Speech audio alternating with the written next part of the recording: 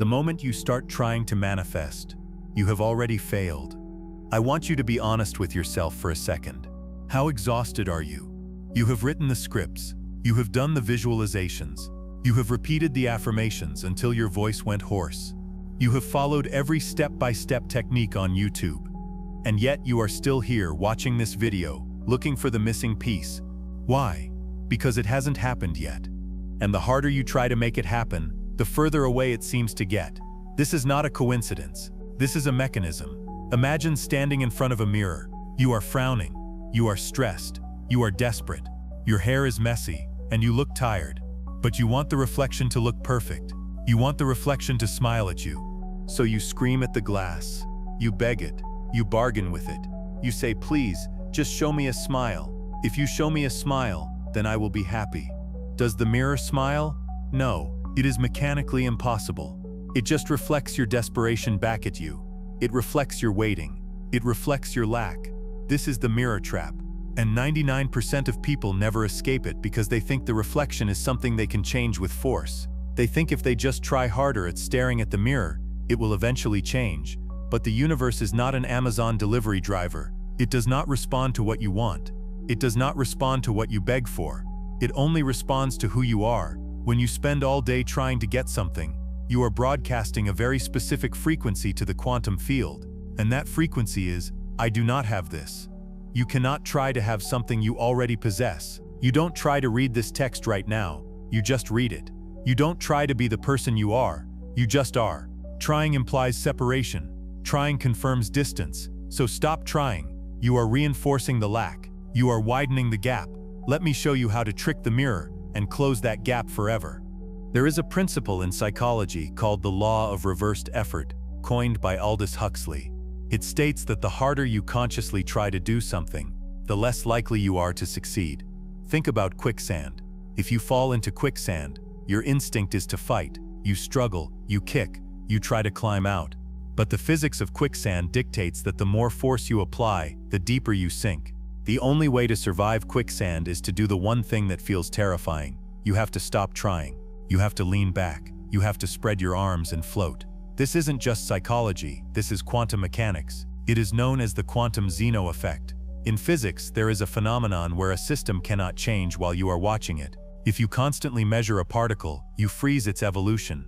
In simple terms, a watched pot never boils. When you constantly observe your reality, when you are constantly checking your bank account, checking your texts, or looking for signs that your manifestation is coming, you are acting as the observer who freezes the system. Every time you ask, where is it, you are collapsing the wave function back into the same reality you are trying to escape. You are looking for evidence of the new reality, but by looking with eyes of doubt, you only find evidence of the old reality. Your brain has a filter called the reticular activating system, or RAS. Its job is to prove you right. If your underlying belief is I am trying to get this because I don't have it, your RAS will scan your environment to find proof that you don't have it. You will notice the bills, you will notice the silence, you will notice the emptiness. You are looking for the seed you just planted, and by digging it up every hour to check if it has roots, you are killing it. You are the sabotage. So why does it feel like nothing is happening? Why is there a delay? This is where people give up. They say, I changed my mindset yesterday. Why isn't my life different today? Because you are reacting to an echo.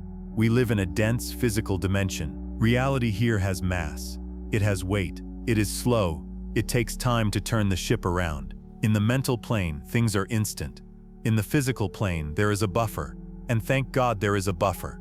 If you manifested instantly, every time you had a fearful thought, a monster would appear in front of you. Every time you worried about crashing your car, you would crash. The lag time is a safety mechanism. It protects you, but it also tricks you. Think about the stars in the night sky. The nearest star to us is light years away. When you look up at night, you are not seeing the star as it is now. You are seeing the light it emitted years ago. Some of those stars might have already died, but you can still see them because the light is still traveling. You are looking at a ghost. Your current reality, your bank account balance, your current relationship status, your job is just a ghost. It is the delayed reflection of who you were last month or last year.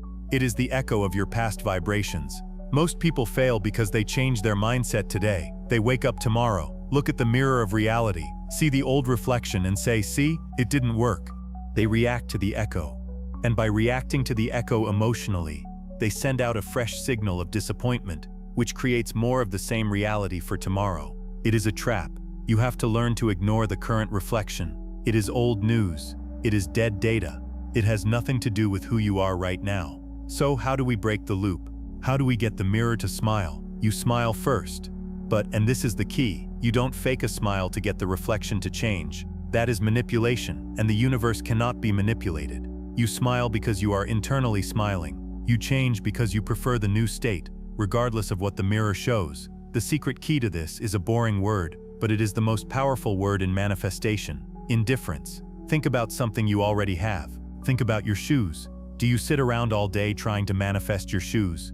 Do you create vision boards of your shoes? Do you worry about whether your shoes will disappear if you stop thinking about them? No. You are totally indifferent to them. Why? Because you possess them. The energy of having is calm. It is boring. It is neutral. The energy of wanting is exciting, anxious, and high-pitched. To manifest the big things, the money, the love, the health, you must treat them with the same indifference as your shoes. You have to take your desire off the pedestal. When you put a desire on a pedestal, you separate yourself from it. You are down here, and it is up there. You need to neutralize the charge. When you need it, you push it away. Desperation is a repelling force. When you are okay without it, it rushes toward you. That is the paradox. The mirror only smiles when you stop checking to see if it's smiling. This is not about giving up on your dream. It is about giving up the struggle. It is about moving from hoping to knowing.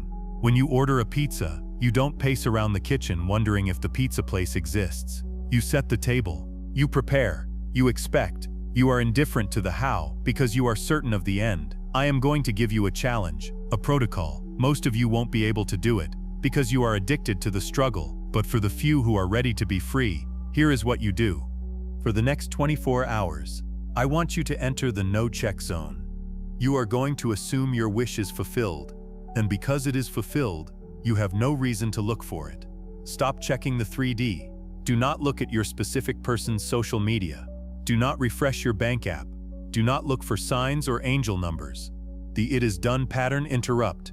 During these 24 hours, your brain will panic. It will say, "But what if it doesn't come? Look, it's not here yet." When that thought comes, do not fight it. Just say to it, "I am not reacting to the echo. It is done." And then physically turn your attention to something else.